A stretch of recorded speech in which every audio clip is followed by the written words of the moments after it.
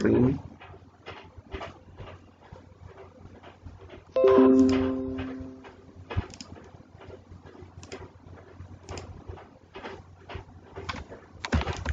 Okay, so now we know that we have to select a particular molecule or protein specifically, or any molecule against which you need to design a drug, and now you can design a drug. But what type of targets are they generally there in the body? Can any molecule that are present in the body can act as a drug target? The answer is yes. But generally we target either the protein or the nucleic acid.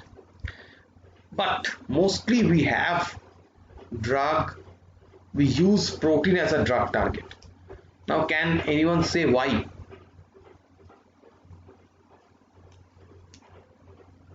Why do we have more why do we have more drug targeting proteins and not nucleic acids?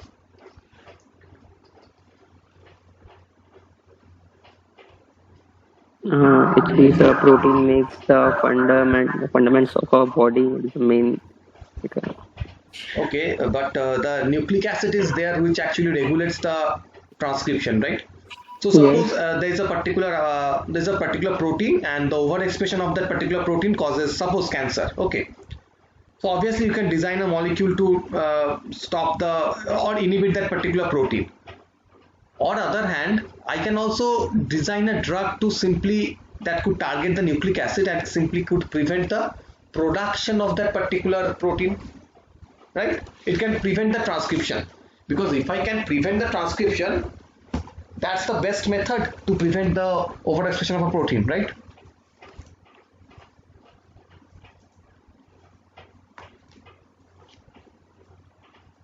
For example, suppose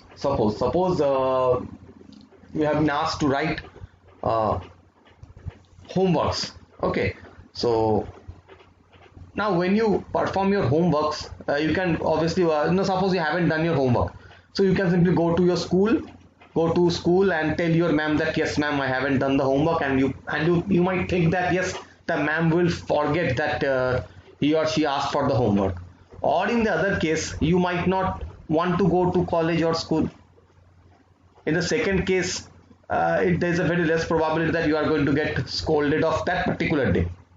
I'm not talking about the future days, but that's the best probability that you are not going to get scolded by the faculty if you don't move on to that particular, if you don't go to college. The same thing applies here also. The proteins are made by, these are actually made from nucleic acid, they are made from DNA, right? So the DNA gets transcribed, it's a mRNA, and from the mRNA gets translated and you get the particular protein. So rather than inhibiting the protein, why don't I simply stop the transcription? Did you get my question? Sir, if we target the nucleic acid, it might be possible that it mutate the DNA also. Yeah, that's a very viable and good answer. Yes, it might be possible, and that's one of the very good reason. But what if I develop a drug which has no mutating ability?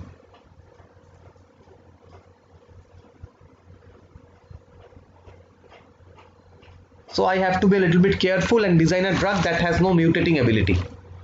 For example, generally the drug that you take, those two also can somehow show some side effect and bind to the DNA or cause some mutation, right? Suppose they got metabolized and they form a toxic metabolite like ROS and NOS, and that ROS and NOS might in turn mutate your DNA. And these things really happen with the day-to-day drug that you take. Many drugs are there which they have some side effects. And why do drugs have side effects? Because they simply do not bind to the desired location. Okay, or sometimes they simply give rise to these toxic metabolites. But your answer is a very viable and good answer. So there are also some issues. I'm going to talk about them. Okay, but first let me see that what kind of different protein target that we have.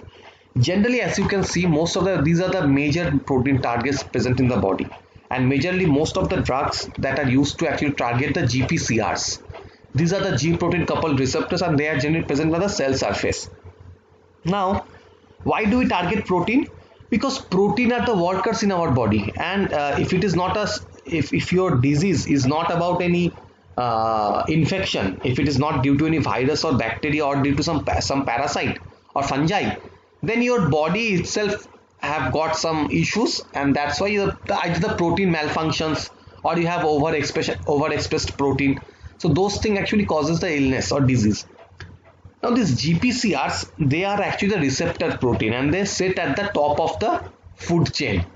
Now any protein, to show its desired activity, they take part in signaling cascade, right? We have different signaling pathway in our body.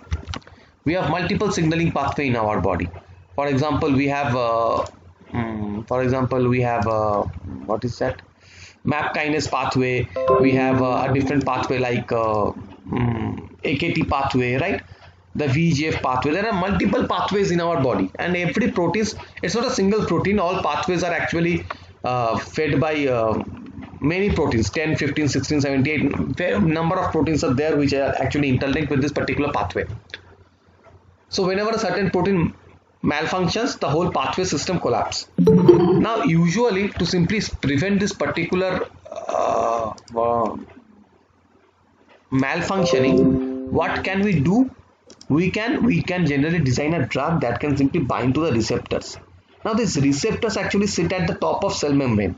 They bind to the ligand, or to the these ligands are actually the signal. For example, suppose there are some growth factor receptors, and when the growth factors bind to these growth factor receptors, the growth factor receptor signals the body that yes, the growth factor have bonded to it. Now please synthesize some hormones or other kind of things that help you to grow.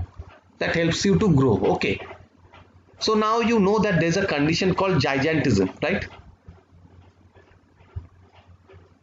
Now what happens is that in gigantism, the particular person or that who actually suffers from this disease, they have excess amount of growth factor receptors in their body.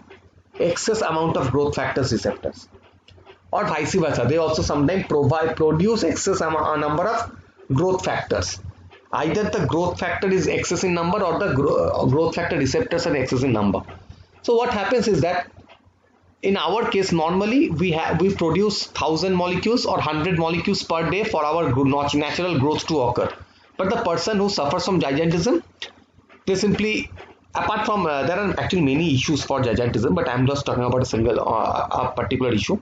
In that particular issue, that particular person produces almost 1000 number of molecules per day, 1000 growth factors per day. Now what happens when you have that excess number of growth factors? Obviously you are going to grow extra. Now what happens is that this growth factor binds to those cell surface receptors, and the cell surface receptor tells your body and tells the signal, actually tells the DNA to produce more protein that helps you in body growth. Okay. Now when such thing occurs, obviously people have tried to develop some drug, and what do those drugs do?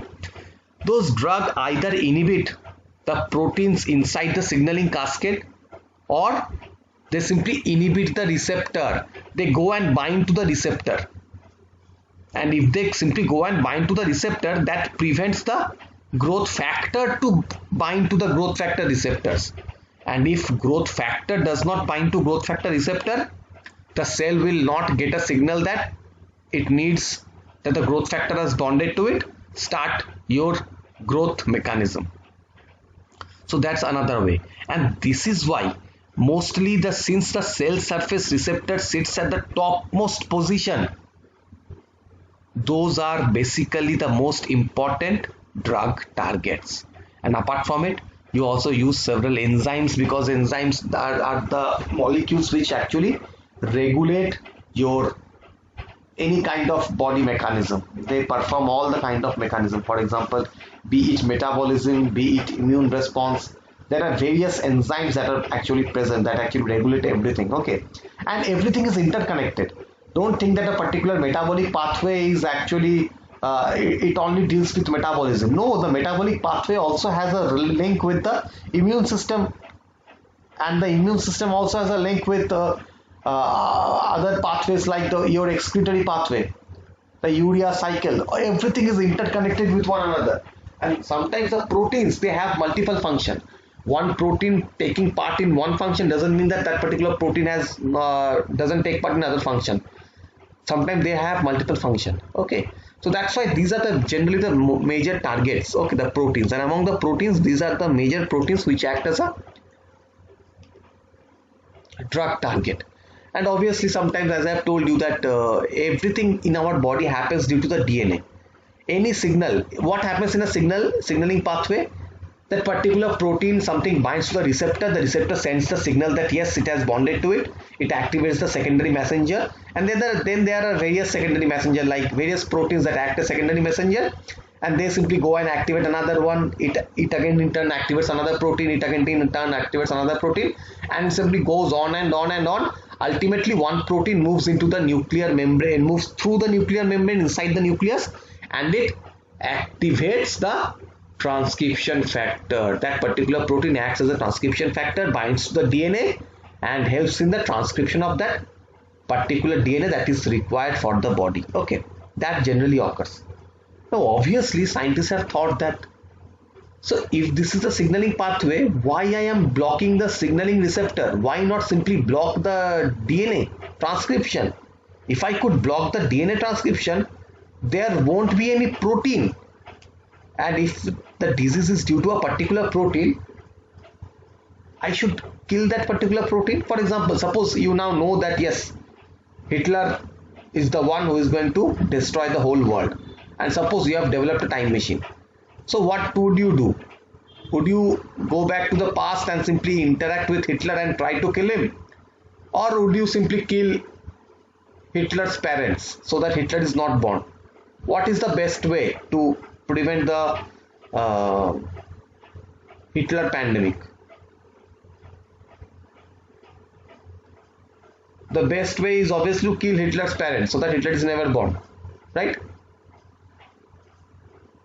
That's the best method. So scientists have thought about that. But the main problem for this issue is that in case of protein, each protein has a distinct topology, and that allows them to be a protein or a unique target. Each protein has a distinct topology.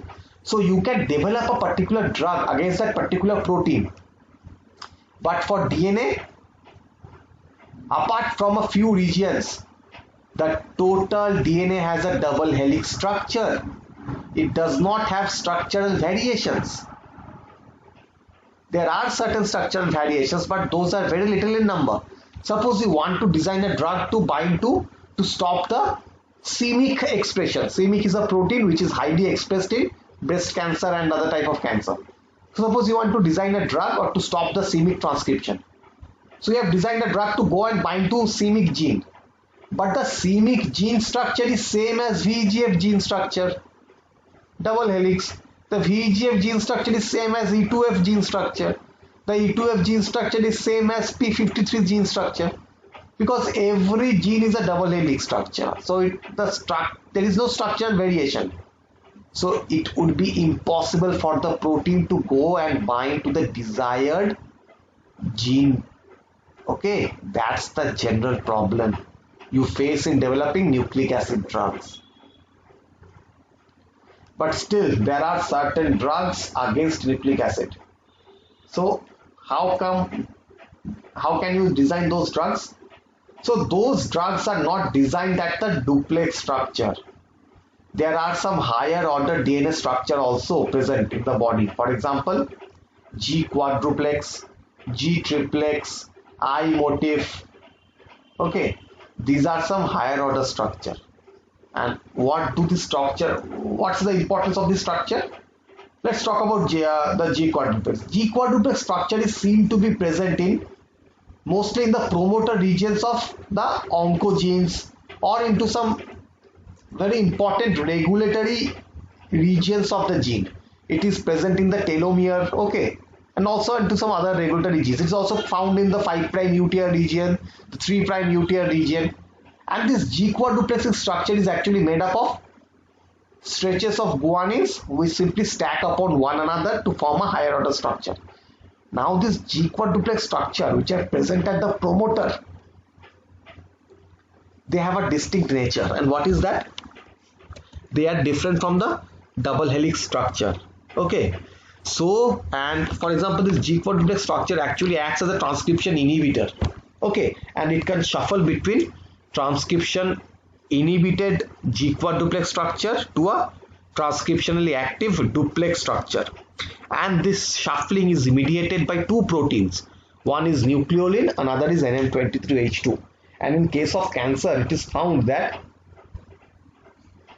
the NM23H2 fails to, the nucleolin fails to stabilize the G-quad duplex structure, and the NM23H2 protein keeps the G-quad duplex structure in an transcriptionally active unfolded duplex state, and as a result you get higher number of transcription, high level of transcription.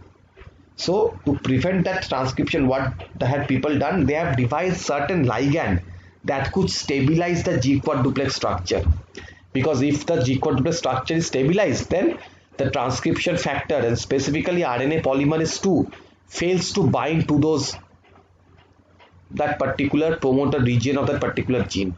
And if the RNA pol 2 fails to bind to it, obviously it is not going to get transcribed and the cancer will be withdrawn from your body. Okay, but as I mentioned that these are very limited in number, and the G-quad duplex structures are also somewhat similar to one another. There are structural differences between them, but that are very minute. So you have to be a very good drug designer to include those minute differences into your target, so that the drug that you have designed could identify those minute differences and bind to the exact quadruplex structure that you have intended to. Okay, so that is why the drug against nucleic acid is not very limited in number. There are very limited number of drugs against G-quad duplex structure. Is it clear?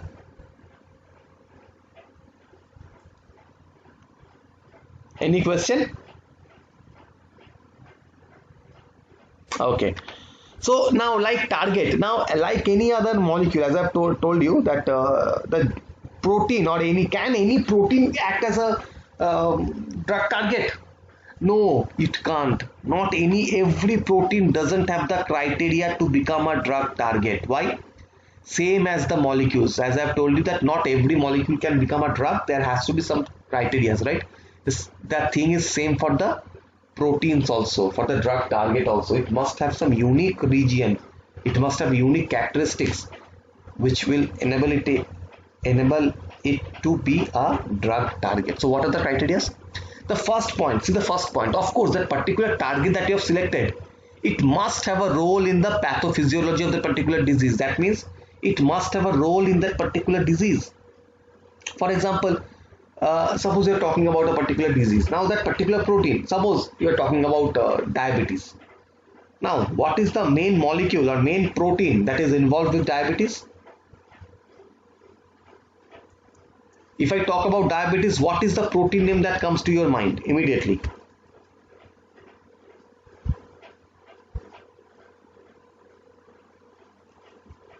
Come on. I think someone has messaged me, and really when I'm in this particular mode, it becomes a little difficult for me to see the, yes, Divita, right, insulin. It's right, it's insulin. So you see that obviously, so if you need to target or if you need to simply get rid of that particular diabetes, what do you have to do?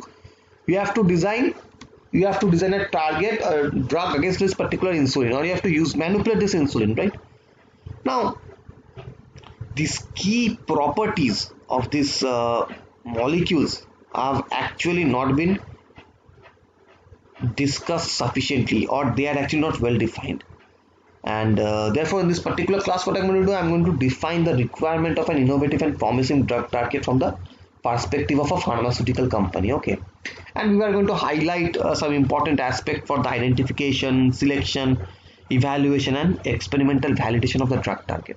And in addition, obviously we're going to aim to point out that the druggability and assayability are the aspect that have to be taken into account early on in the process. Furthermore, we have to see that this outlook will simply be provided on emerging technologies by which the space of this druggable target class will increase in the future. Okay, so now, although people have actually addressed multiple pathways in becoming a topic for target discovery, it has already led to some remarkable successes. Okay, and these parameters that I'm going to discuss, it has actually evolved and made the identification of a particular drug target much more easier. So the first thing is that the insulin. So you know that as I've talked about, yes, we know that insulin is related to diabetes, and therefore generally we have to, whenever we think of sugar, people talks about insulin.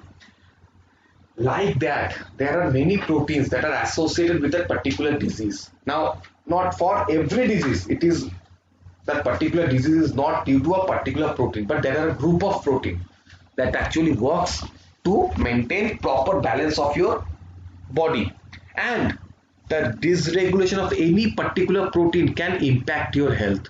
So you have to identify that which protein is that and which protein do you need to modify. Okay, so that's the first. Now the second thing is that, now suppose I'm talking about insulin. Okay, now suppose a particular person there is a term called fatty liver and all. In that particular case, what happens, there is a huge deposition of fat on the particular liver. So suppose when you have heard this fatty liver and you simply start to design a particular drug that can destroy the fats and all, that destroys the cholesterol and all, and you simply try to inject that particular person with that drug against cholesterol. So what will happen to that particular person? That particular person is going to go into a shock, because suppose that particular person is lean and thin. Okay, but suppose he had a fatty liver. Now fatty liver doesn't mean that the liver is surrounded with a lot of fat and all, but there is an issue that particular person might suffer from high cholesterol and all, but that doesn't mean that particular person has to be fat. Okay, so now if you inject that particular person with fat dissolving molecules, it is going to dissolve all the fat from the essential regions also, which were not required. And in that particular person's case, the fat was only located in the liver cell, not into the other tissues. Okay, so that is why the target that you are choosing should not be evenly distributed throughout the body, but there are some alternatives. For example, suppose if you have fever, or if you have a pain in your leg or in your hand or your shoulder or in your head, so what happens when you have a pain? You take a painkiller, right? Now this receptor for painkiller, it is present everywhere in your body, and whenever you take a painkiller, every receptor gets numb. So that's main thing, very good. But suppose a particular, so for that issue you require a drug that can simply flow through every part of your body and can numb the pain receptor present everywhere. But suppose a particular person has lungs cancer or liver cancer. Now in that particular case, or suppose for COVID, okay, suppose a person is suffering from COVID-19 and you have designed a drug that can eventually kill the viruses present in the or specifically the COVID virus, okay, coronaviruses. Now in this particular case, why do you want your drug to be focused to? You have given that particular drug as an oral pill. That particular person took the oral pill, and that particular drug is now going into the lungs tissue, it is going into the heart tissue, it is going into the liver tissue, it is going to the kidney tissue, it is moving on to the every part of your body. Now if this happens, the efficacy of the drug is going to decrease, because the coronaviruses are not present everywhere in your body, it is only localized to the lungs. So you need all of your drug to reach the lungs, all of your drug to reach the lungs. It is a waste if that particular drug moves and goes into the kidney, liver and in the other tissues where the coronavirus is not present. Okay, or suppose some person is suffering from lungs cancer. Now in that particular case, you are going to give a cytotoxic drugs that is going to destroy the cancer cells. Now cancer cells are nothing else than your normal cells. They are your normal cells, right, that are growing vigorously. So now if you are giving that particular man a drug against any, suppose lungs cancer, and that particular drug went to the liver cancer, what will happen? It's going to go into liver and it will start destroying the liver cells. Now we don't want that to happen. We want our molecule to be concentrated into the lungs tissue, because that is where the cancer is. You need to destroy the lung cell. So due to this, the target that you are choosing, if it is not a systemic drug, for example, if it is not a painkiller, if it is not a fever or something like that, then that particular receptor must not be uniformly distributed throughout the body. It must be tissue specific. It must be tissue specific. Okay. Did you understand this point? Okay. Now, suppose that drug you are working. Now, for our molecule, there are certain proteins that are really difficult to isolate. Okay, that are really difficult to isolate. And it becomes a major problem when you go and simply try to isolate that particular protein and try to find out what is happening, or what do we want and all. Now, in that particular case, what happens? In that particular case, we don't want our molecule. We can't use that particular protein as a target. Why? Because there are many assays that you need to perform. What are the assays? For example, you need to see whether your molecule is binding to your protein or not.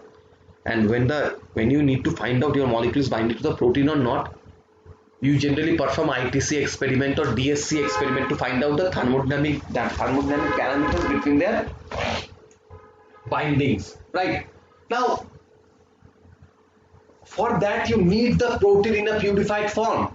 Or suppose I think I talked about the SBDD, right? In which case you simply take a look into the protein structure and then design a ligand. Now obviously, to look into the protein structure, you must have the protein. You must purify the protein. But there are some proteins which are really difficult to purify, which you can't purify in excess amount, because first of all you need to purify it, and second you need to purify it in huge quantity to make sure you can perform all the experiments, right? So if you fail in that particular department, even if that particular protein is a very good target, you can't use that, because you can't perform any experiment with that particular protein. So that particular protein must be assayable. Assayable means that particular protein you must get that particular protein and you must be able to perform experiments with that particular protein. Again, there are some proteins like the cell membrane protein and all. Those are really difficult to purify.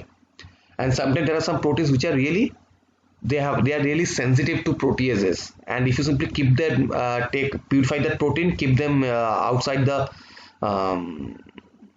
cellular context, is in an EP tube or something like that, for even 24 hours, that particular protein gets destroyed. So if a particular protein fails to stay outside your body even for 24 hours, then you can't use to perform all the experiments with that particular protein, because it is not possible to perform all the experiments within 24 hours. Perform experiments, it requires a huge amount of time. So in that particular case, you can't use that protein as a target. Okay. So these are the particular nature or particular thing that you have to take into account before selecting a drug target. And finally, that particular target that you have selected, it must have a favorable intellectual property status or the IP status. Now this is actually not required for the academician, it is not required for the researcher, but that is of interest for the pharma industries. Why?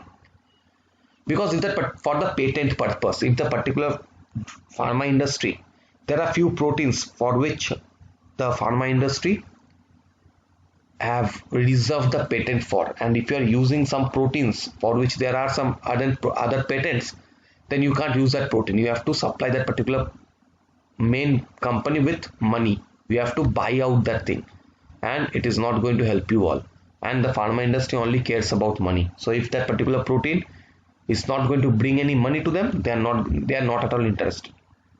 They won't be interested. Okay, so these are the criteria that a drug must have. Okay. Now, as I've told you, there are two methods of drug designing. One is the reverse pharmacology, another is the forward pharmacology. Now, one thing, apart from that, any question till the previous part?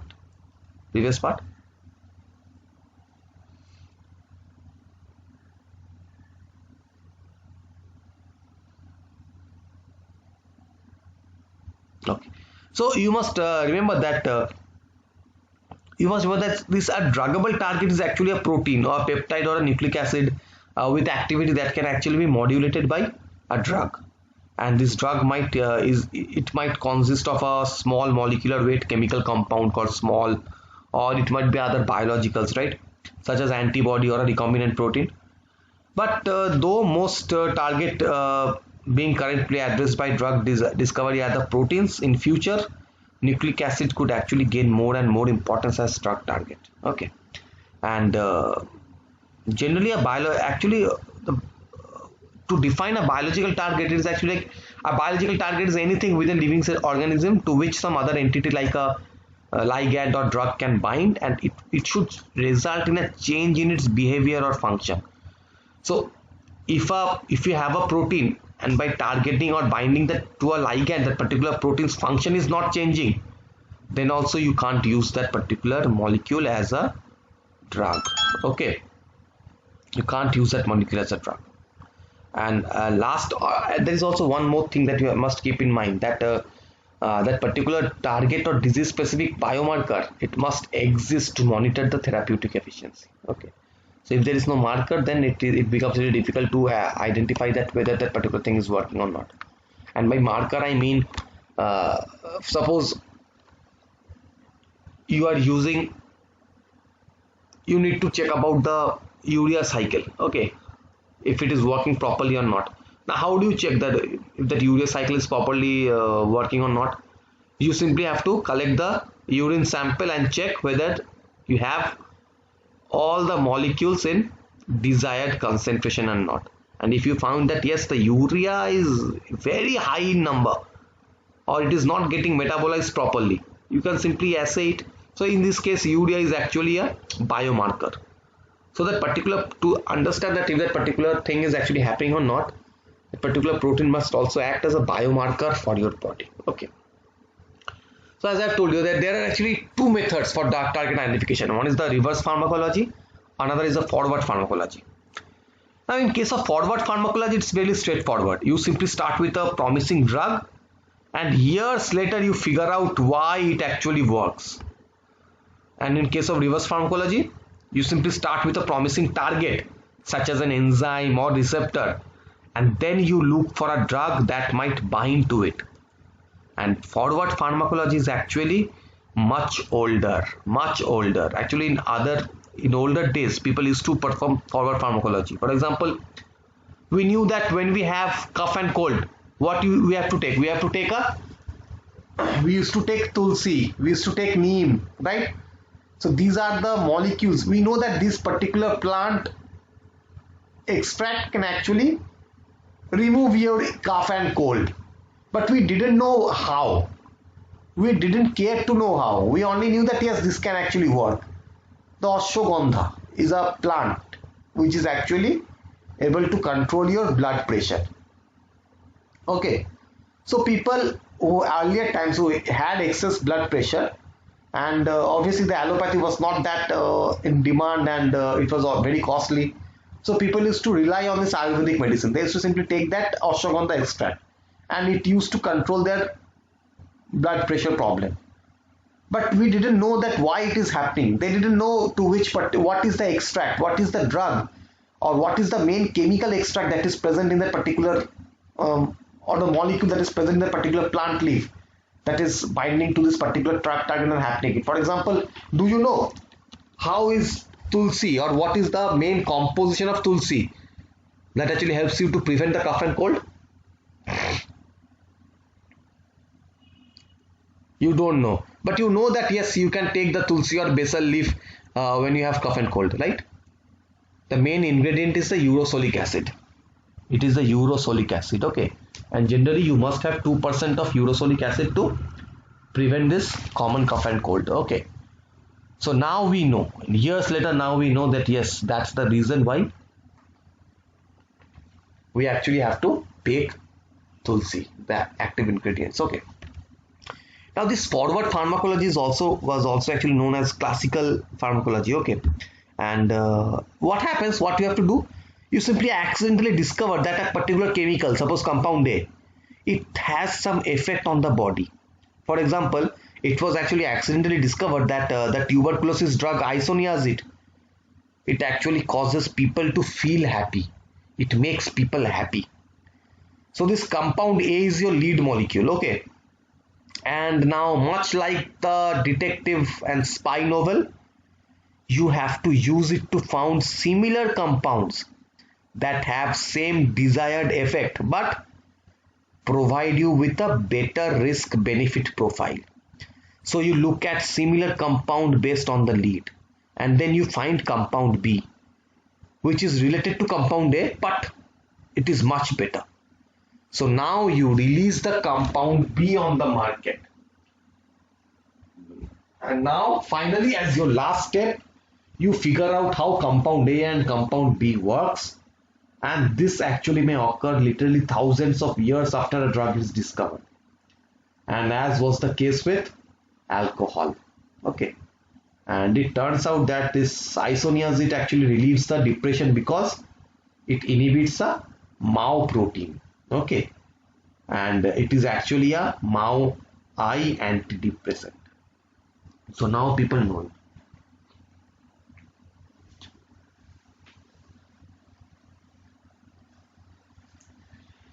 Again, in case of reverse pharmacology, what happens? You simply reverse a few of the steps, and most notably, you know the target before you have a lead molecule.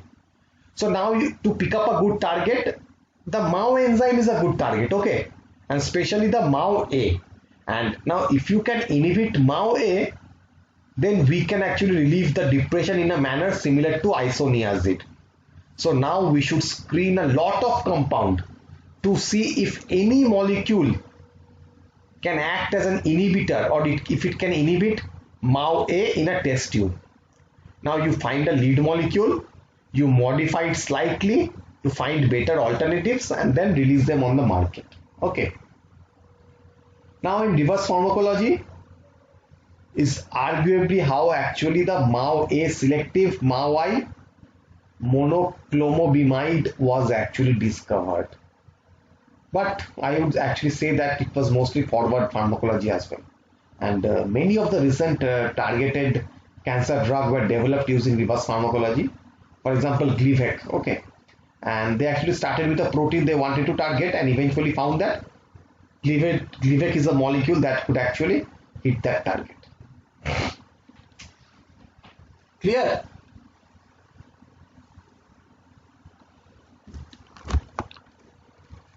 So this is the method actually by which, and this is pretty much similar to the SBDD and the LBDD part, right? Mostly pretty much similar to one another. Now in retrospective, this retrospective identification of this macromolecular target that actually underlie the observed phenotypic responses, these are known as target deconvolution. Okay, and it is really important for elucidating biological mechanism of disease, and it will also greatly aid the rational drug design and enable efficient structure activity relationship studies to be carried out in a chemical optimization program by configuration of this target specific assays. And the final aim of this target deconvolution is not only the identification of biological target that could directly interact with the small molecule, but also the demonstration that the target's modulation is associated with functional effects that are detectable in the phenotypic assay. And the authenticity of targets can be confirmed by functional studies that employ a variety of methods such as RNA interference or protein overexpression. And since this phenotypic based drug discovery actually regained this momentum, the target deconvolution has actually become an important aspect of current drug discovery field. Okay, and you know the target discovery. Okay, so in that particular case you have to find out a compound for which can bind to your target, and then you simply find out if this compound has all the nature to be a good drug, and now you found out a target to which it binds to, and then you do a reverse calculation to find out if that particular target or that particular protein to which that particular molecule binds, if that particular protein is of any importance, if it is a part of any important signaling pathway in your body, and you found out that yes, that particular protein is actually the function of that particular protein is to carry out this function A, and without the function A your body suffers. So you have to now find out the people who suffers from that particular disease, and you say that yes, you have designed a drug against this particular disease. Okay, so beside this literature, there are actually numerous other target identification strategies, and which can actually be based on one of the two target identification strategies, that is the target deconvolution and target discovery. So now if you ask me which is better, both are better actually. The main thing is that the end result is that whether you can simply prevent the disease or not. So it doesn't matter in what way you prevent the disease. It actually matters that yes, the disease is prevented, the drug is there. So it doesn't matter whether you find out that particular drug using target deconvolution or target discovery, it doesn't matter. Okay, so as this Dr. Kilian Huber says that every method is better. I mean, there is actually no, so though in industry people tries to use this particular target discovery, and but academically speaking, and if you ask me, I would simply go say that target deconvolution is the best method. Okay, because that gives you very less side effects, because you are designing a drug against a particular target. You are taking into account the whole topology, the whole surface nature, the chemical as well as the physical characteristics of the particular target that you have. And obviously, as I have told you, that since you are selecting the target, you know beforehand that what is the role of that particular target, to which molecule that particular target binds to, the every nature, the very deep rooted nature of that particular molecule. Okay, okay, so this is how now this particular target deconvolution can actually be achieved by numerous methods. Okay, for example, you can perform affinity chromatography, expression cloning, protein microarray, reverse transfected cell microarray, and other biochemical suppressions method. Using those methods, you can simply find out this particular drug target or deconvolution method. Okay, and obviously there are certain pros and cons for both of these things. Okay, and as you know, each have their pros, each have their cons. So the drug is actually acting on a target in its in case of target deconvolution, what happens that a drug is actually acting on the target in its normal biological context rather than on a purified target in a biochemical screen. Okay, so in what happens, because you are simply making the drug, you are allowing the drug to bind to the protein inside the patient body, inside the cell. But for ligand based drug discovery, you are simply purifying that particular protein, right? And you are taking out that particular protein, and you are allowing that particular drug to interact with a particular protein. Now what happens when you take out a protein from the natural condition is that there are several factors that are associated with the protein function. The water molecule plays a huge role. Apart from it, the chemical nature, for example, the potassium ion, the chloride ion, these also play a huge important role in maintaining the protein function.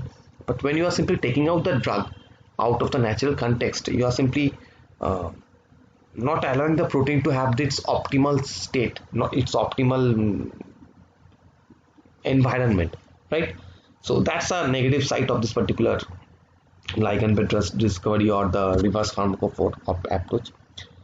But at the end, actually, this in addition, this you can see that this resurgence in phenotypic screening has actually encountered further major technological advances, including the development of iPS cell technology, the gene editing tools, the detection and imaging assays, and this has actually again positively impacted this particular approach. And using all this approach, the list is now in much more favorable to design a drug against this particular method.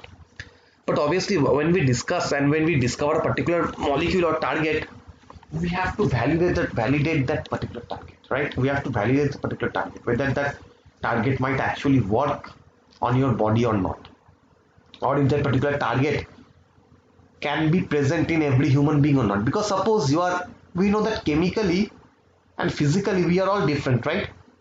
So some people have some excess proteins that are present in their body.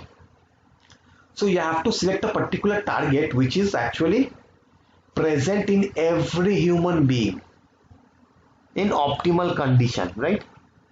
And then you have to perform some biochemical assays to see that if that particular target that you've isolated or identified, is it a better target, and can inhibiting that particular target reverse your disease state. So how do you perform that? How do you perform that? How would you know that yes, inhibiting this particular protein can actually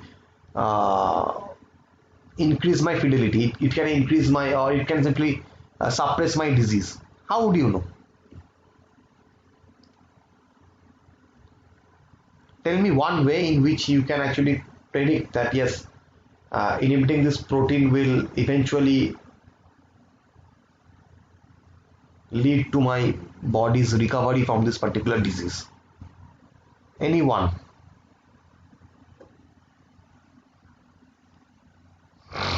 Model testing.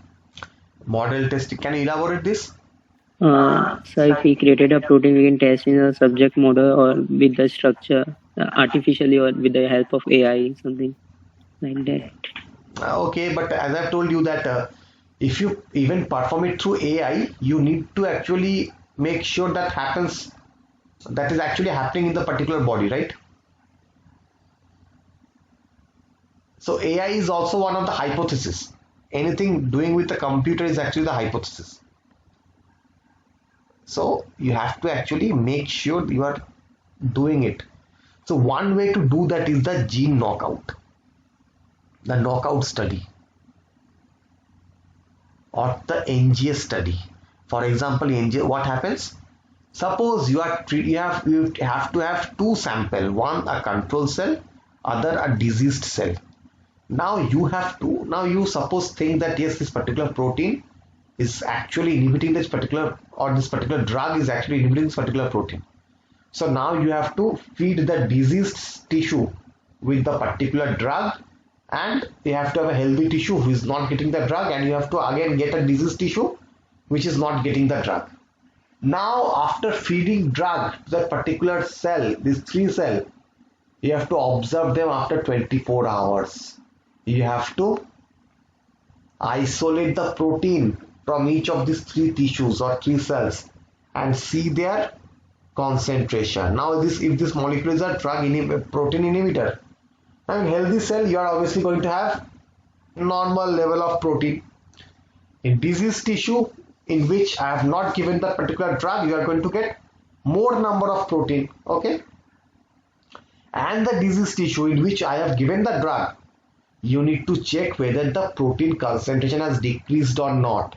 And if you see yes, the diseased tissue to which the drug was applied, the protein concentration has dropped. So you know that your molecule is able to inhibit the protein.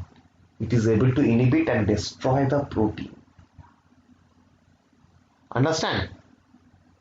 So that's one way to confirm. And now you have to check after successful days whether the particular cell can come out of that particular diseased cell or not. Another way to simply understand this is to perform a gene knockout method. A gene knockout method. Why? This gene knockout method have a very important role. Now suppose having knockout means what? Knockout means simply deleting that particular protein gene or deleting the particular gene, okay? Either by CRISPR-Cas9 or by siRNA or something like that, deleting that particular gene. That's what we mean by gene knockout. Now what is the importance of this gene knockout? Now when I simply delete a particular gene, obviously I'm not going to have even a single molecule of that protein in my body, right? Because I don't have the gene for the protein, right? So you have to have two cells. In one cell you are going to have the undeleted gene. You are going to have a normal cell, the wild type cell, in which the gene is not deleted. You have to have another cell in which the gene is deleted. Now you have to see whether, now when you have that particular DNA, or when you have that particular DNA of that particular protein, that disease is occurring, okay? And upon deleting that particular gene, you see that particular cell is not facing the same disease. So now you know that without the absence of that particular gene, or in the absence of that particular protein, your body can come out of that particular disease. So in this manner also you get to see whether the target that you have selected is a valid target or not. But originally, can you perform gene editing in a normal eukaryotic cell? It is not possible. It is not possible to delete every gene of a normal healthy human. It is not even possible for a tissue also. It's not possible. There are multiple cells and it is impossible to carry out gene modification in innumerable cells. So therefore we can't employ this in the human cell.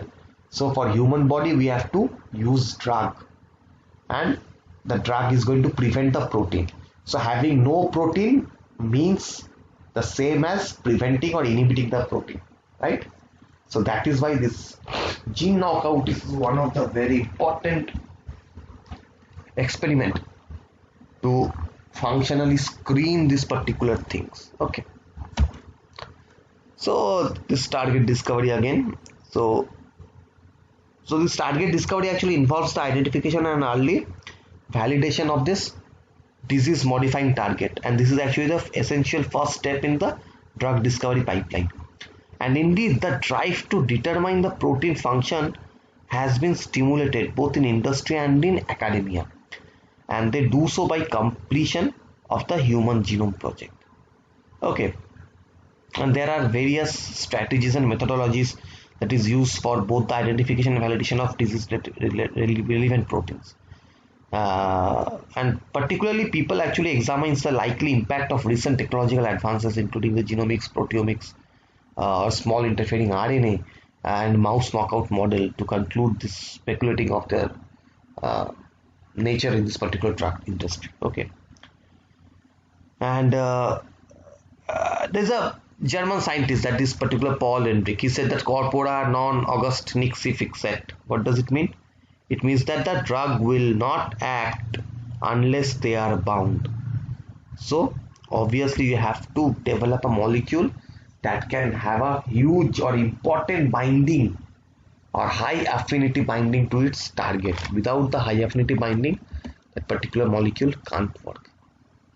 Now obviously, after you have selected that two things, there are again two things to validate the drug target. One is the reproducibility. What is reproducibility? Reproducibility means you have to carry out that particular experiment at least 3 to 5 times. Why? Because you need to repeat your experiment to see whether you are getting the same result or not.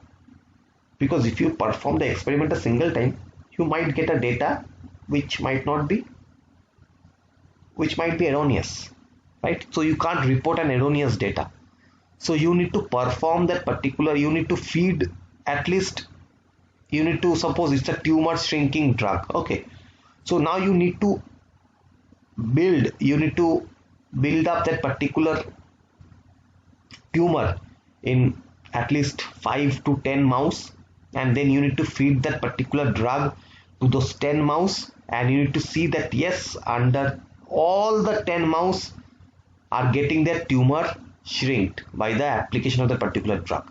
So that is reproducibility. You have to perform the experiment again and again to make sure that yes, you are doing it right. And the second thing is that you need to introduce variation to the drug target environment. Now what is variation? Now suppose there are, for a particular, now since we all people are different, we all have different chemical and physical properties. We have all have chemically, physically, we are all different from one another, right? Now for example, one people like us, when you are working with breast cancer tissue, now there are multiple breast cancer tissue like MCF7, MDMB231, HeLa cells. These are all breast cancer, different type of breast cancer tissues, right? So when you are working with a particular drug that can prevent breast cancer, you need to make sure that that particular drug is able to destroy the breast cancer tissues or breast cancer cell lines, and it must be able to do so in various cell lines. You can't perform that experiment in a single cell line. because people are going to say that yes, what's the data about the second cell line? So if your drug is not working on the MDMB231 cell line, but it is working on MCF7 cell line, so that means your drug is not going to work on certain set of populations. So in that particular case, you can't market that drug. You can't market that drug. So you have to make sure that your drug is universal in nature. Your drug is able to prevent the breast cancer in all type of females, not to a specific class of people. Okay, so that's one thing you should maintain. Okay, so generally for this SIR knockdown assay, there are CRISPR-Cas9 and siRNA, but people tend to use siRNA more, and because of the cheap nature and this why the cheap nature? Because CRISPR-Cas9 is really costly. If you need to perform CRISPR-Cas9, it is going to cost you around 1.5 to 2 lakhs rupees for a single CRISPR-Cas9. Whereas for a siRNA, it's only going to spend around 4 to 5,000 rupees. So it's very much cheap. Okay, so that's why the siRNA is really important, and people generally use siRNA more, and it is much more easier to use also. Okay, and you must use siRNA for target validation, because as I've told you, the target validation is actually a process of demonstrating the functional role of the identified target in disease phenotype. And while the validation of a drug efficacy and toxicity in numerous disease-relevant cell models and animal models is extremely valuable, the ultimate test is whether the drug works in a clinical setting or not. Okay, so this target validation is actually the first step in discovering a new drug, and it can typically take 2 to 6 months.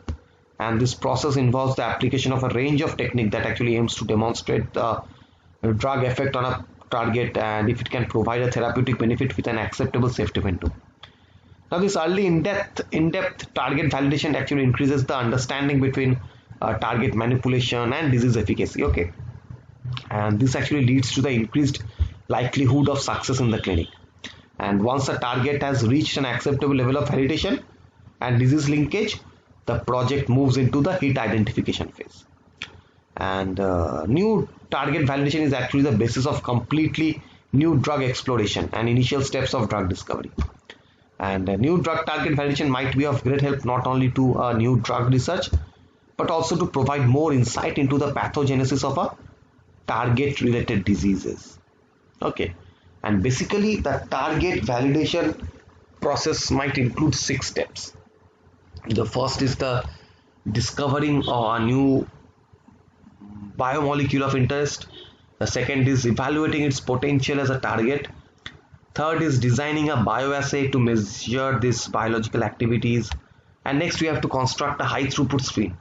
And after you construct this throughput screen, you have to perform the screening to find out the hits. And ultimately you have to evaluate the hits. Okay, and identification and evaluation of hits require you to perform virtual screening. Okay, so that's what we have to talk also about, virtual screening. And this high throughput screening, now this target validation actually shows that a molecular target is directly involved in the disease process, and that modulation of this target is likely to have a therapeutic effect. And the most important criteria for target validation is to take multi-validation approach. Okay, and the drug discovery process actually starts with the identification or growing evidence of biological target that are believed to be connected to a particular condition or pathology. And there are various information supporting this role of this target in disease modulation, and it can actually come from variety of resources. Now traditionally this target actually have been researched and largely discovered in academic laboratories. Okay, and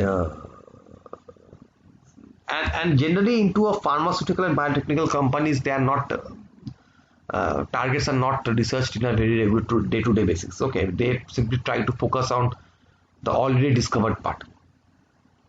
And the basic research into the understanding this fundamental and essential process for signaling within and this between the cells and the perturbations in condition actually has been the basic approach for establishing a potential target that is suitable for drug intervention.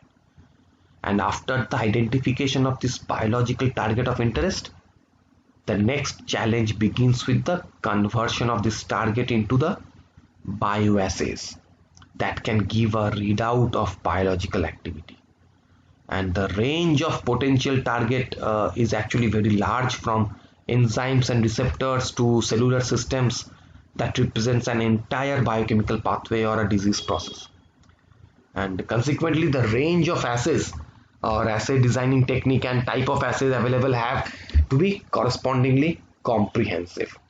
And once an assay that measures this biological activity of the target by some direct or indirect means have been developed, then compound can be tested in the bioassay to see if they inhibit, enhance, or do nothing to this activity. Okay. And finally, after a bioassay to measure the biological activity is designed, the next step is to establish the high throughput screening method. And the basic requirement for this high throughput screening assay are that it has to be sensitive, stable, it has to be highly reproducible, it has to be robust and suitable for screening thousands or even millions of samples. And with sufficient luck, several hit compounds will be discovered by primary screening. Okay. And generally, as I was talking about that, people actually use siRNA to validate this target, and by observing the phenotypic effect that results from a decrease in the target protein, you can confirm whether the target variant is further development or not. So now we're going to talk about this virtual screening. So any question till this part?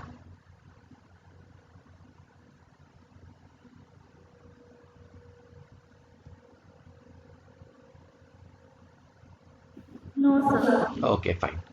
It's clear, right? Okay, so we'll start with the virtual screening. Just give me a 5 minutes. Okay.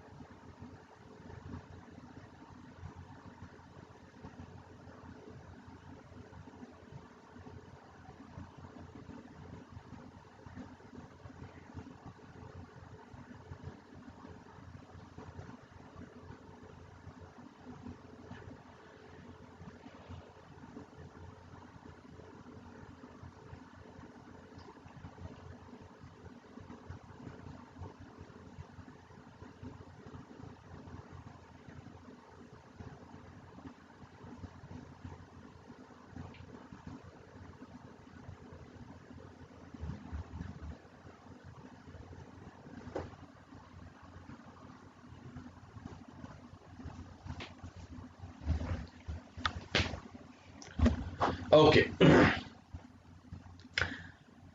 So it's virtual screening. Now, this virtual screening is actually a computational technique that is used in the drug discovery to search the libraries of small molecules in order to identify those structures which are most likely to bind to a drug target, and typically a protein receptor or an enzyme. Okay. And moreover, this virtual screening has become very popular in the pharmaceutical companies and academic organizations due to its low time taking or the cost saving, the resource saving and the labor saving attitudes. Okay.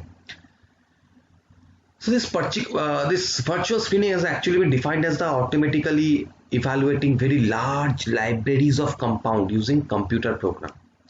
And as this definition suggests that this virtual screening has largely been a number game, focusing on how enormous the chemical space of over few lakhs of compound can be filtered to a manageable number that can actually be synthesized, purchased and tested. Okay. And what happens is that first of all you have to take a in this particular case as I was talking about, suppose you have a particular protein, so you have to use now how do you think that which protein or which molecule is going to bind to the protein? For example, take the example of this COVID virus. So before the COVID came, so people are talking about they have suggested the use of drug like ivermectin and all, right? They say that ivermectin can prevent the COVID virus and all. So how do they know that ivermectin can prevent the COVID virus? And ivermectin is actually a drug which has been present for a wide number of time. Actually, it has been present as it is actually used as an antiparasitic drug. So they perform the virtual screening using the already presented drugs. There are several databases in which you have these drugs present, in which you already know that which drugs are present and all. For example, let me first tell you let me show you the database, because if not, it's going to make you easier for you to visualize, understand.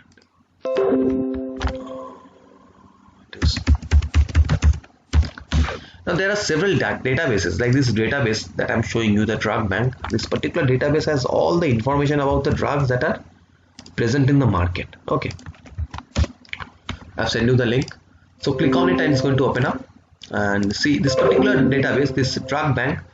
In this particular, all the drugs that are present in the market, you can actually find that drug here and you can know about that drug. For example, suppose, so as the name suggests, the Tylenol, or let me type in paracetamol.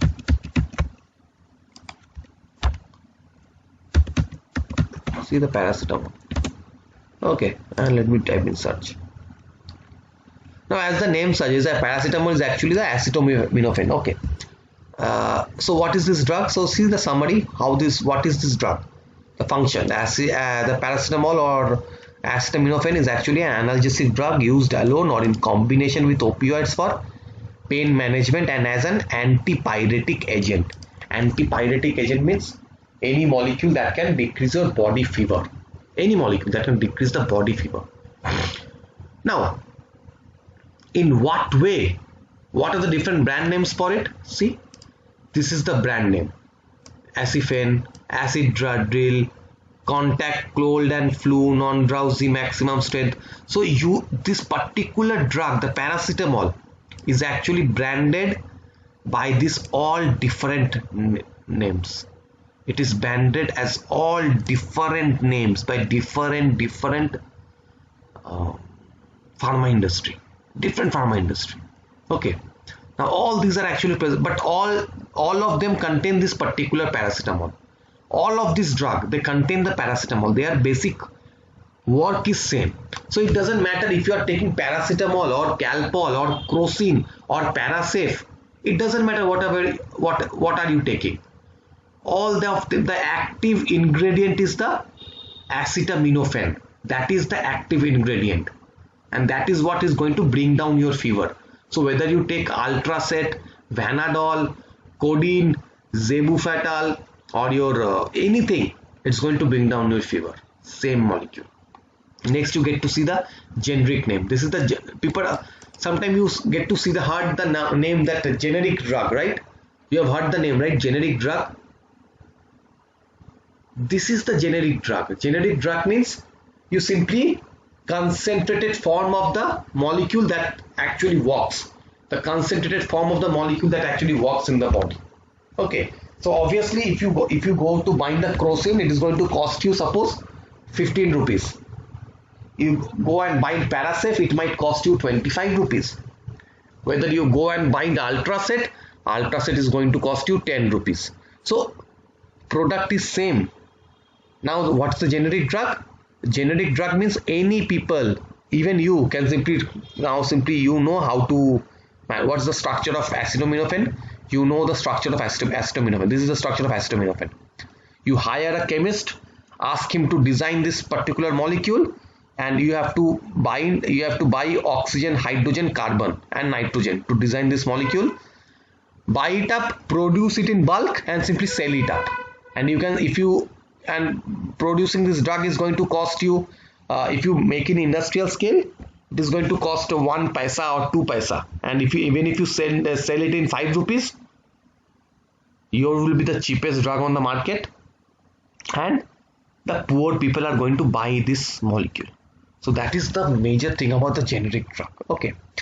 Now next you get to see the background information. What this molecule? This molecule is also known as Tylenol. Okay. It is the most commonly taken analgesic worldwide and is recommended as first line of therapy in pain condition by the WHO. It is also used for its antipyretic effect, helping to reduce fever, blah blah blah blah blah blah blah. All the drug, the importance of this drug, the background information of the drug you can find out. If you scroll down more, you're going to find out the structure of the drug. Okay, you can download the structure also.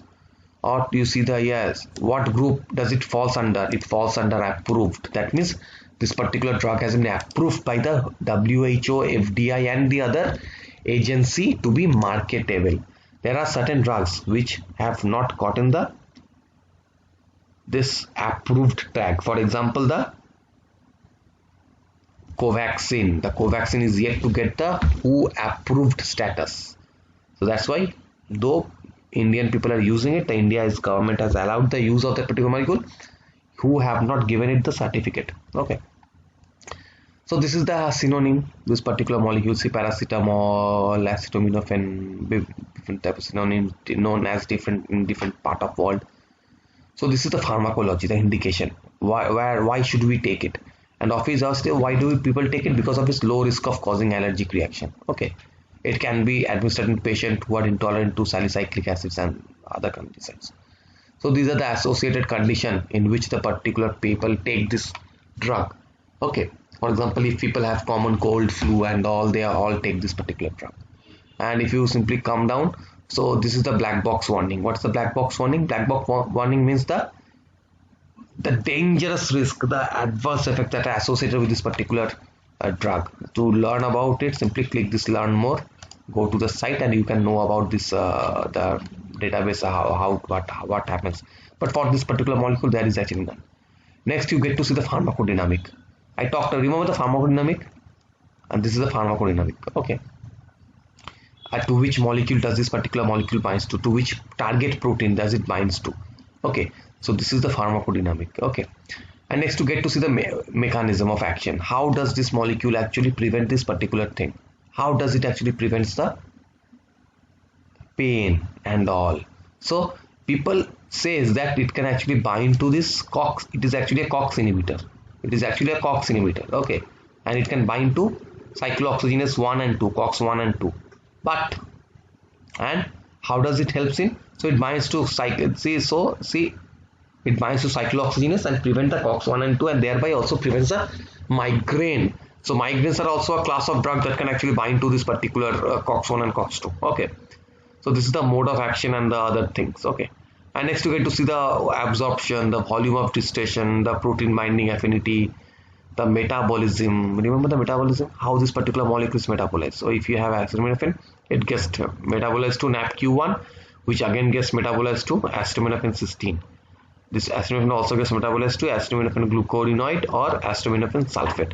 Now, if had been this particular drugs or this metabolites were toxic, it would have caused major toxicity problem in the body. See the route of elimination. The molecule is actually eliminated, mainly excreted through urine. Okay. Now the half-life, that means after how much time does this particular drug gets destroyed in the body. So generally the half-life for adult is 2.5 hours, and therefore generally when you have fever and you take a drug, generally you don't have any fever for 3 to 4 hours, because that's the half-life of this particular molecule. Okay. And then it's the clearance rate, the toxicity, problem that happens with overdose, liver toxicity, the carcinogenesis, the mutagenesis, everything that you need to know about a particular molecule, everything that are present in this particular database. Not only this, all the other kind of thing. Now interaction, under interaction thing, it says whether this particular molecule interacts with other proteins or not, and it says these are the interacting with this particular molecule interacts too. Okay, and sometimes what happens, that's why there are some drugs for which you should not take two drugs at a time, because those two drugs interact with one another. And that's why generally you must always ask the doctor before taking any two medication or combining any two medication. And sometimes this combination is really dangerous. And just a few months earlier, one of my friend, not my direct friend actually, my friend's friend of a friend actually, his father died, just because of this interaction. He was a heart patient and he used to take a particular medicine. So, and he used to always ask the doctor before taking any medication. But due to the lockdown, the doctor was unavailable, and he had a small issue. He actually had a very small issue, certain pain or some headache, something like that. And for that, he took a painkiller. Out of the blue, he took a painkiller because, yes, what happens if you take a painkiller? That's the attitude, right? Most of us have. And he took a painkiller and he didn't know, but that particular heart tablet interacted with the particular molecule, and that particular man actually collapsed within a few minutes and he died. And so, yeah, these interactions are really dangerous. So this particular actually says that with which drug this particular molecule interacts to, and what happens during this interaction. For example, if this particular drug interacts with this particular molecule, then the metabolism of this particular can be increased when combined with acetaminophen.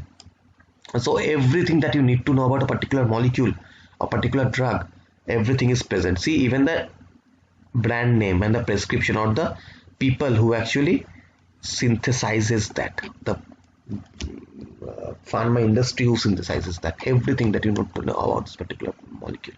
Okay, so these databases, like this, there are several other databases, and this virtual screening employs these databases actually. So for finding out the drug that can actually interact with the protein, they took the COVID virus proteins, any protein, it might be a spike protein, it might be a NSP protein, any protein. They took the protein and they used virtual screening method, and they took all the molecules that are present in this drug bank and found out which molecule can actually interact with that particular drug. And they found out, yes, the ivermectin can interact with that particular drug. And so they said that this ivermectin is a inhibitor for COVID virus, though it is not true, but still, I mean, I can't argue, and you have to hear what the doctors say. But generally, it has been proved that ivermectin has no role in preventing the COVID virus, but still it is used as a precautionary medicine, right? So this is the database that people usually uses for virtual screening protocol and all. And you get to find out everything about a particular molecule, everything, each and everything about a particular molecule, all the publications and all, you get to see everything. Okay, so that's the database. Not only this database, there are also several other databases also that people uses for this virtual screening approach. Okay,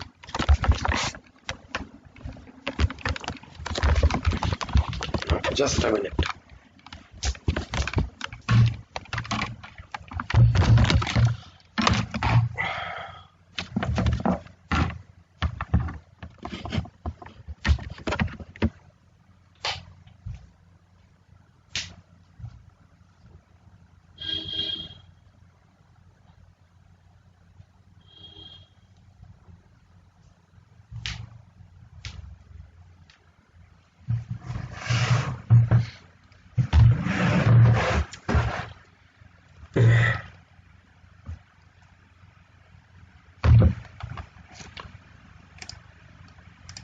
Okay, so now let's get back to this virtual screening part.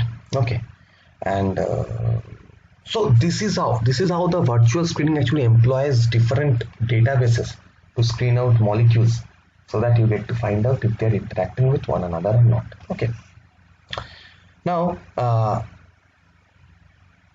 this searching the entire chemical universe actually may be theoretically interesting, But more practical virtual screening scenario, they focus on designing and optimizing the target combinatorial libraries and enriching the libraries of available compounds from in-house compound reporter, okay, or the vendors that they are offering. And as the accuracy of this method has increased, the virtual screening has actually become an integral part of the drug discovery process. So this virtual screening can actually be used to select an in-house database compounds for screening, or choosing the compounds that can be purchased externally, and to choose which compound should be synthesized next. Okay. Now the main thing this virtual screening does is actually the ligand based virtual screening, right? So this ligand based virtual screening method actually uses the information that is present in known active ligands rather than the structure of the target protein for both lead identification and lead optimization. Now the ligand based method are the only chosen when there is no 3D structure of the target protein is available, and this is typically the case, for example, with GPCR targets or protein structures that are resolved in the APO form. Okay, but in practice, without knowing the protein structure for target of interest, one often knows that a set of ligands are active against a target of interest. Okay, and as such, ligand based virtual approaches can be employed. Finding new ligands by evaluating the similarity between the candidate ligand and the known active compound is used, and by using this ligand based method, the known active compounds are collected in order to select a query for virtual screening or alignment in ligand based drug design. Okay. Now the identification of this lead compound, it shows the pharmacological activity against a biological target, and the progressive optimization of the pharmacological properties and potency of these compounds are actually the focal point of early stage drug discovery. And to this end, the pharmaceutical industry has actually adopted the experimental screening of large libraries of chemicals against a therapeutically relevant target, and that is known as high throughput screening. Okay, and this is actually used as a means to identify new lead compound. Now in virtual screening, large libraries of these drug-like compounds that are commercially available are computationally screened against a target of known structure, and those that are predicted to bind well are experimentally tested. But database screening actually does not provide the molecules that are structurally novel, as these molecules have been previously synthesized by commercial vendors, and the existing molecule can only be patented with the method of use. Okay, why? Because as I've told you, in virtual screening, you are not identifying a novel compound, you are using the already available compounds that are present in various databases. So you can't patent that molecule because that's not a novel molecule, but obviously you can patent this as a method of use. So if you found out a particular molecule that is well active, suppose now you find out that this acetaminophen can also prevent diabetes. So you can now use acetaminophen as a diabetes preventer, and you can patent it as this method of use to prevent the diabetes also. But you can't use, and you can't say that yes, I have discovered acetaminophen, I have discovered paracetamol. You can't, because the paracetamol patent, though now no one holds the paracetamol patent, but you get the idea, right? So you have to, so what does happen now? So first, for virtual screening, what you have to do, you have to have a target, you have to have a 3D structure of target. Okay, either it is known or it is unknown. Now what if it is known? Then you use the structure based method to find out you dock all the ligands against upon this particular target, and you find out which molecule or which of the, so suppose you have 1 lakh molecule. Okay, so you simply dump 1 lakh molecule to it, and you find out whether it is binding to or not. So first let me discuss the unknown part, then it will be much better. So in this unknown, so if you don't know the structure of the protein, so then you go to the ligand based method. Okay, and now what you have to do, you either have the known active or the unknown active. Now if you already know that this particular molecule, suppose we know that the paracetamol can prevent it's an antipyrogenic agent. So now to develop another antipyrogenic agent, obviously I'm going to start with the paracetamol structure, because that's the structure that is, or the molecule that can actually prevent the fever.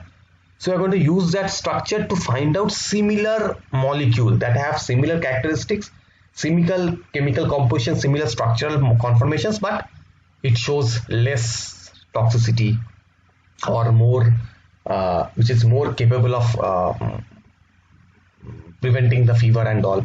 So, and then you have to map the pharmacophore.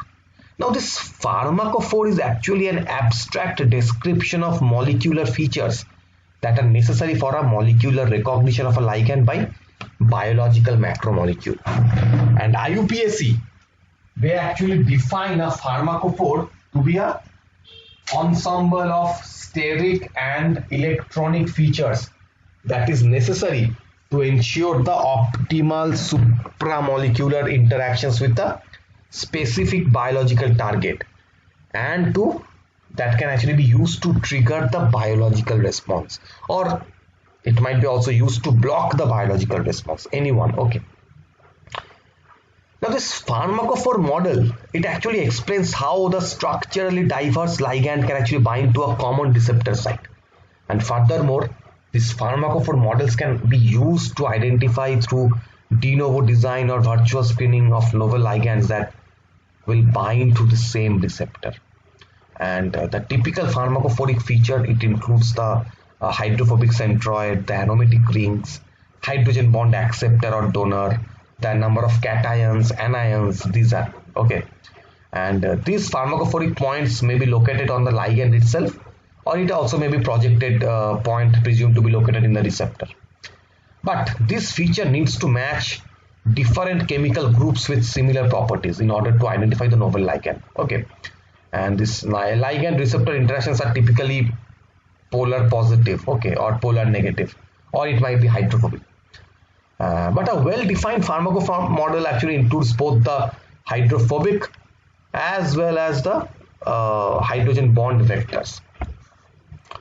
So we have this SBDD. So you all know about this SBDD, right? So in this particular, I am not going to discuss again the SBDD since I have already discussed this. Okay. Now in this particular case, what happens? So in virtual screening, in case of the structural known virtual screening, you have the particular model and you then screen this library. Now the drug bank is one of the chemical library which are but that consists of only the molecules which are act as drug, which people uses as drug. But there are also other molecules, there are also other libraries in which you have all the other molecules, the experimental molecules or the molecules which has failed the clinical trials, all these kind of drug also. And so one of the examples is zinc database. Okay, so people also use zinc data. In zinc database you can find out crores and crores of molecules of which people have already synthesized, and people have already marketed that particular molecule. The structures are stored there. Okay, and through this high throughput screening, active compounds, antibodies or genes which modulate a particular biomolecular pathway, it may be identified, and these provide an excellent starting point for drug discovery and for understanding the role of a particular biochemical process in biology.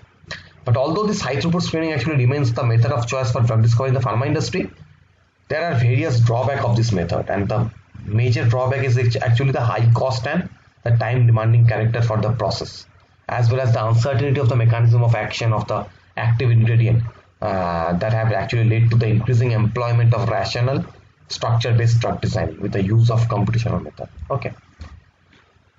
So like this, people have actually developed one important web server called MTI OpenScreen for this structure-based virtual screening. So this research group have developed this MTI OpenScreen that is actually dedicated to small molecule docking and virtual screening. And this MTI OpenScreen offers the user the possibility to screen in one round up to 5,000 small molecules, and that are selected in different database, or up to 10,000 of molecules selected among the various databases to simply dock to provide an MTI OpenScreen. Now I'm simply going to discuss how it actually occurs and how you can visualize it. Okay. Now this setting of this input structure for this just a minute. Okay, so generally in MTI open screen there are two options. One is the MTI Autodock, another you have MTI open screen. Okay. Now in MTI Autodock, as the name suggests, it is used for docking. Okay. And I'm going to discuss docking later on in the next classes. The details of docking, how to happen, what happens. But in this particular case, what happens? You have the structure of the molecule, and then you have to simply dock that particular ligand to this particular thing. Okay. So you have to, first of all, you have to upload the protein. Now the protein can be uploaded either in the MOL2 format or in the PDB format. And next you have to upload the ligands. Okay, at a time 10 ligands can be uploaded. And once the ligands have been uploaded, that is next option. You either have to go through blind docking method or you have to use the bind siting docking. The blind docking method means suppose you don't know whether the particular molecule binds to your protein. So in this case, you are going to use the entire protein surface as the probable binding site, and you are going to find out to what are the sites through which the particular molecule is binding to. But if on the other hand you know that this particular molecule or this particular protein, these are the important residues that actually malfunctions. Okay, and if you could block these important residues, the protein is not going to misbehave. So in that particular case, the docking site is already known. So you have to mention and you have to maintain and you have to mention that these are the residues to which I need my ligand to bind to. So it is not going to look into the other areas. It is simply like a musical chair. Okay, so blind docking is like a musical chair. So you have, suppose you have 10 chairs, you have 20 participants. So you can simply sit any chair. You can simply sit on any chair that you want. You have 10 or 20 chairs to sit upon.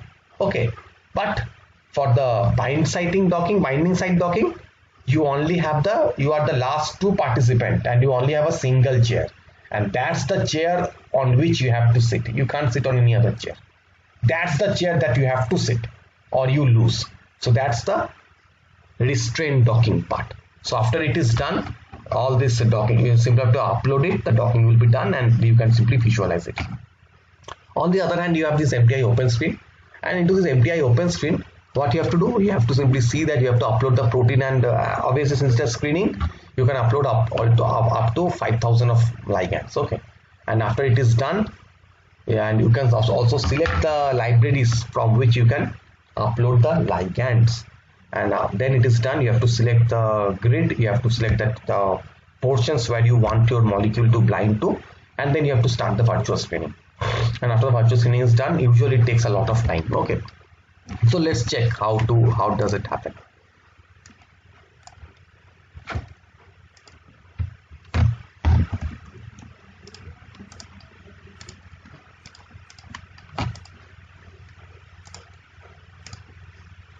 So this is the link that I've sent you. Simply open it.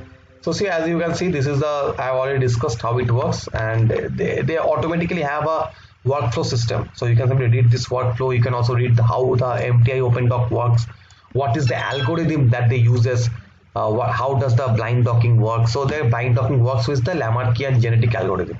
So you can read this out, everything. You can read about everything to know how this particular method works, what are the limitation. Okay, how to access it. Everything is written there. The benchmark scoring, you can simply get. You can also read these papers, which I have discussed this MTI Open Streaming Network. Okay, so let me start this Autodock and MTI dock and MTI OpenStream.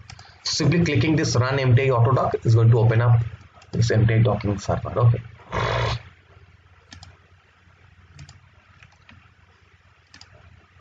it's taking a lot of time to load. Are you able to load it?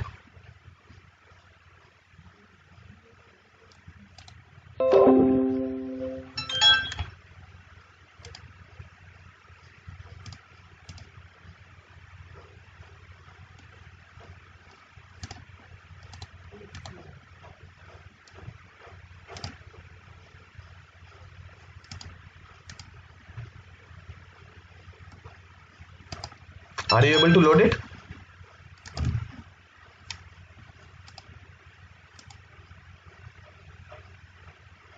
No, sir, it is taking time. Okay, the same thing for me. I think the server is down for today.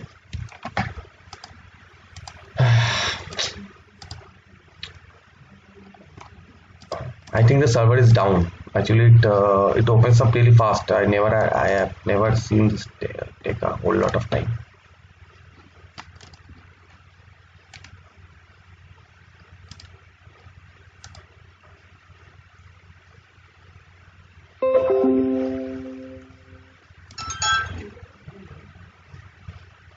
No, it is actually not showing up.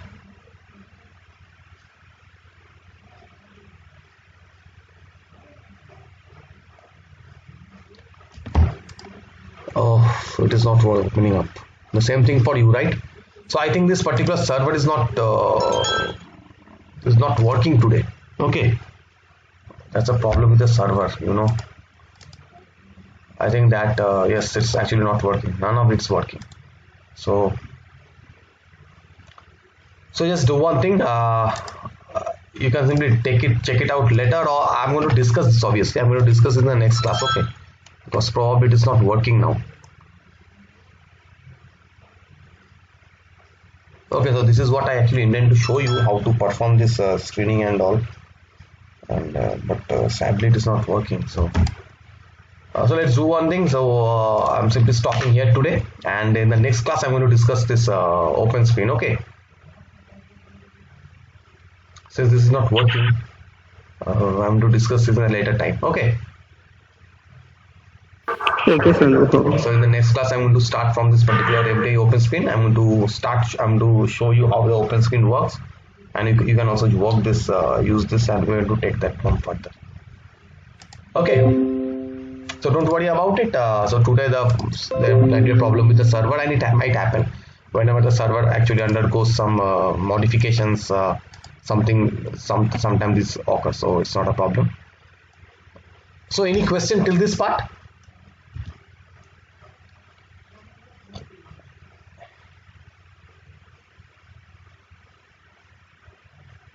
Okay, so fine. So we are stopping here today, and don't worry, I'm going to add it open. Oh, sort of. So don't worry about it. So I'm going to start it. I'm going to show this how this everyday open screen works in the next class. Okay. Sure. So that will be all for today. And if you have any question, you can obviously mail me, and you know that how to reach me. And so okay. So we'll meet on the next class, and the next class will be on the next Saturday. I'm going to tell you the time and all. Okay.